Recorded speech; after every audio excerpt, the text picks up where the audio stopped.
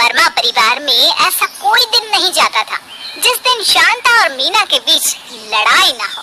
शांता अपनी बहू मीना को स्वार्थी और कामचोर समझती थी, जबकि दूसरी तरफ शांता को लेकर मीना की भी यही सोच थी। दोनों सास बहू की नाक पर गुस्सा हमेशा सवार रहता था। जरा जरा सी बात पर दोनों खिसियाने बिल्ली की तरह लड़ पड़ती थी। फिर एक दिन मीना हॉल में खड़ी होकर अपने पति को आवाज लगाती है, सुनिए जी, जल्दी चलिए, देर हो रही है, पिक्चर 8 बजे शुरू हो जाएगी।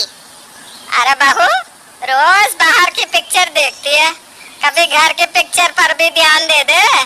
पिछले 1 हफ्ते से मेरे घुटनों में दर्द है। ये देख, मैं बाजार से तेल भी खरीद कर ले आई हूँ, जरा घुटनों की मालिश तो कर दे। ओहो, मालिश करवाने का क्या सही समय चुना है आपने। आप क्या चाहती हैं कि मैं अपने सुख चैन को छोड़कर आपकी खातिरदारी में लग जाऊं? अरे मैं तेरी सास हूँ, मेरी सेवा करना तेरा फर्ज है। रहने दीजिए मम्मी जी, ज्यादा फर्ज की बातें ना करिए। नीलम चाची ने मुझे आपके बारे में सब बताया है। जब आप शादी करके इस घर में बहू बनकर आई थी, तब आप अपनी सास को बहुत परेशान किया करती थी। आपने जिंदगी भर अपनी सास की जरा सी सेवा नहीं की और आप मुझसे सेवा की उम्मीद रखती हो। बोया बबूल तो आम कहाँ से मिलेंगे। तभी वहाँ मनोज आ जाता है।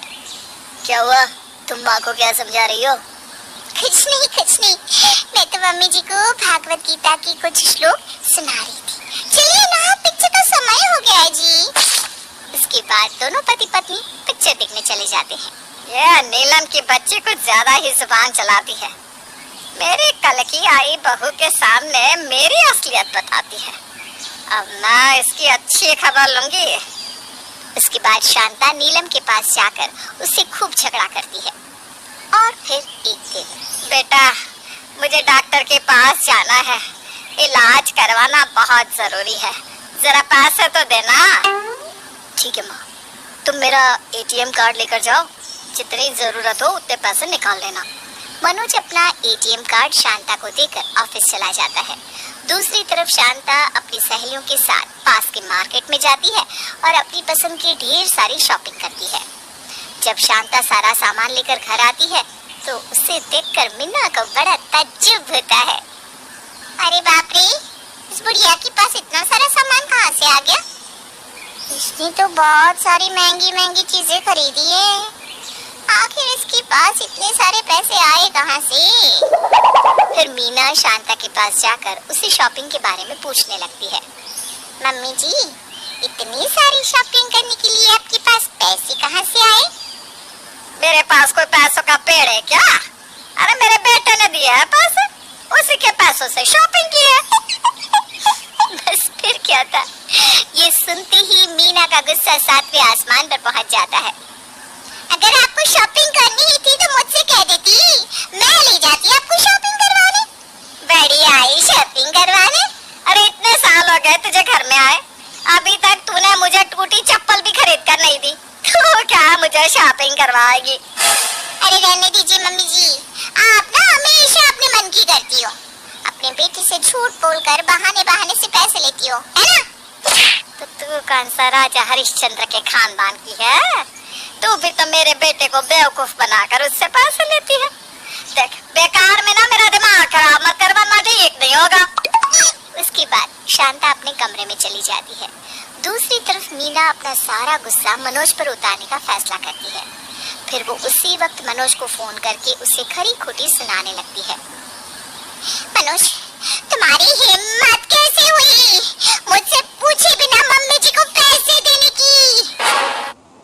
अरे ऐसा क्या गजब हो गया, माँ को अपना इलाज करवाना था, इसलिए मैंने उन्हें अपना एटीएम कार्ड दिया था।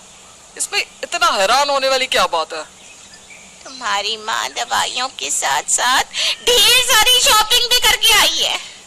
खबरदार मनोज, अगर आज की बात तुमने मुझसे पूछे बिना अपनी माँ को एक फूटी कौड़ी भी दी तो मैं तुम्हारा जीना आराम कर दूंगी, समझ गए ना? रखो फोन। इतना कहकर मीना फोन कट कर देती है। दूसरी तरफ सारी बात सुनने के बाद मनोज चिंता में डूब जाता है। मेरे घर में ये दोनों रोज महाभारत शुरू कर देती है, इन दोनों में जरा भी नहीं बनती। मुझे कुछ ऐसा करना चाहिए जिससे ये दोनों हमेशा मिलजुल कर हंसी खुशी से साथ में रहे। और फिर संडे आते ही मनोज अपनी पत्नी और माँ के पास जाकर उन्हें शॉपिंग पर चलने के लिए कहता है। चलो, आज मैं तुम दोनों को शॉपिंग कराने ले जाऊंगा। तुम दोनों को जो जो खरीदना है खरीद लेना। उसके बाद हम एक बड़े रेस्टोरेंट में खाना खाने भी जाएंगे। ये सुनकर दोनों खुश हो जाती हैं। फिर मनोज उन दोनों को एक बड़े शॉपिंग मॉल में ले जाता है। तभी शांता की नजर एक साड़ी पर पड़ती है। बेटा, ये साड़ी मुझे बहुत पसंद आई, मैं इसे खरीदना चाहती हूँ। ठीक है माँ, खरीद लो इसे। उसके बाद मनोज साड़ी के पैसे दे देता है। फिर वो तीनों थोड़ा आगे जाते हैं। तभी मीना को एक सुनहरी सैंडल बहुत पसंद आती है। वाह, कितनी सुंदर सैंडल है, मैं तो ये खरीदूंगी। कितने की है भैया? सैंडल 10,000 की है बहन जी। अच्छा, कोई ना, पैक कर दीजिए इसे। अरे तेरा दिमाग खराब हो गया है क्या बहू? 10,000 की सैंडल पहने की? पागल हो गई है क्या? अरे कोई जरूरत नहीं इसे खरीदने की। अच्छा, अभी थोड़ी देर पहले आपने 5,000 की साड़ी खरीदी है। आप तो बूढ़ी हो चुकी हो, फिर भी 5,000 की साड़ी पहनती हो ना, तो मैं 10,000 की सैंडल क्यों नहीं पहन सकती? मैं यही सैंडल खरीदूंगी। ए भगवान, तूने मुझे कैसी बेअकल बहू दी है। हर समय पैसे लुटाने के बारे में सोचती रहती है। पता नहीं मेरे मरने के बाद ये मेरे बेटे की क्या हालत करेगी। देखो मनोज, मम्मी जी मुझे बेवजह ताना मार रही है। इनसे कह दो कि चुप हो जाए, वरना ठीक नहीं होगा। अगर ऐसी बात है ना तो ठीक है, तू खरीद ले सैंडल। सुन बेटा, अब मैं 20,000 की साड़ी खरीदूंगी और वो तुझे खरीद कर देनी ही पड़ेगी। उसके बाद मीना भी अपनी और बड़ी फरमाइश बताने लगती है। मनोज तो बेचारा बुरी तरह फंस चुका था। उसके पास कोई रास्ता नहीं था। देखते ही देखते दोनों सास बहू करीब 1 लाख की शॉपिंग कर लेती है। अगले दिन बेचारा मनोज ऑफिस में बैठा अपने बुरे संडे को याद कर रहा था। तभी उसका दोस्त राजेश उससे उसके बारे में पूछने लगता है। मनोज राजेश को सारी बात बताता है। तेरी तरह कुछ सालों पहले मैंने भी अपनी माँ और पत्नी के बीच अंपायर बनने की कोशिश की थी, और वो दिन मुझे जो भारी पड़ा था, उस दिन के बाद से मैंने दोनों को उनके हाल पर छोड़ दिया, और फिर धीरे धीरे दोनों के बीच अपने आप ही सुलह हो गई। अरे दोस्त, हर घर का यही हाल है, इसलिए बेहतर होगा कि तू अपने काम पर ध्यान दे। मनोज अपने दोस्त की बात समझ जाता है कि सास बहू का कोई इलाज नहीं है, उन्हें उनके हाल पर छोड़ देने में ही भलाई है।